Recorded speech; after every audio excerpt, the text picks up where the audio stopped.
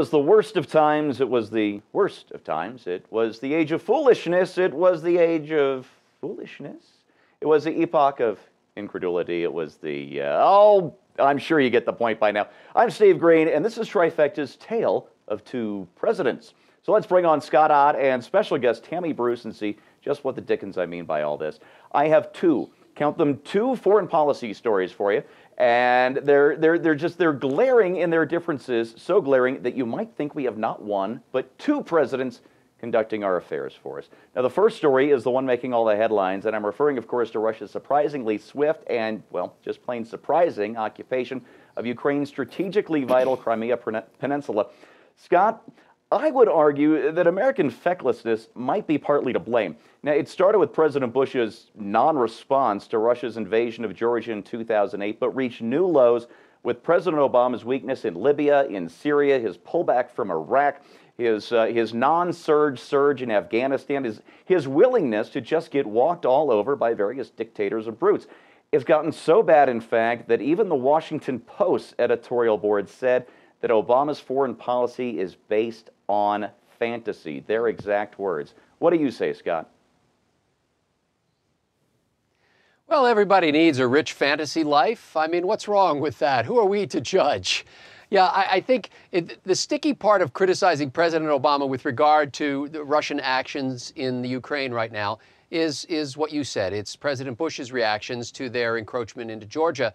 And it becomes very difficult to stand firm once they've pulled the trigger, so to speak. Once they've crossed the border, then what are we going to do?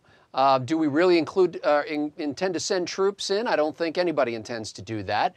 Are we really willing to take a stand against the people who Secretary of State Hillary Clinton just a couple of years ago was saying, we're going to reset our relationship and everything's going to be nice? No, the vicious action that we've taken against the Russians at this point is to say that the United States will not participate in the Paralympics. Yeah, I believe we've reset our relations with Russia back to about 1977, if I had to guess. Hey, Tammy Bruce, we have a second president, believe it or not, a tougher president. This president, also going by the name of Barack Obama, looks suspiciously like the weakling who invited Russia into Crimea, but sounds like a completely different person. This one is willing to use a cunning combination of threats and flattery to get what he wants out of another one of America's geopolitical foes. The problem is the foe is Israel, and the object of Obama's threats and flattery is Benjamin Netanyahu. Now, this is all according to an interview conducted with President number 2 by none other than left-leaning Jeffrey Goldberg. So, Tammy, I have to ask, is our president, the second president, able to tell friend from foe? You know, I think he has a very specific opinion about who he likes and who he doesn't. He likes to hurt people he doesn't like. All the rest, it doesn't matter. I don't think he likes Israel, and so he may, in fact, really act and be tough on them. I also don't think he likes us, and you can see, of course, our current situation. So for Obama, it's a narcissistic dynamic where the foe is who affects him most negatively personally. It's not at all, not considering at all what's going on internationally or what would be best for this country.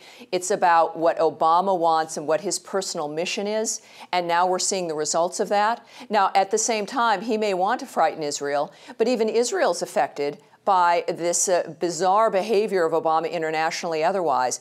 Everyone has seen that he has done nothing and has been weak and does not back up his words with action.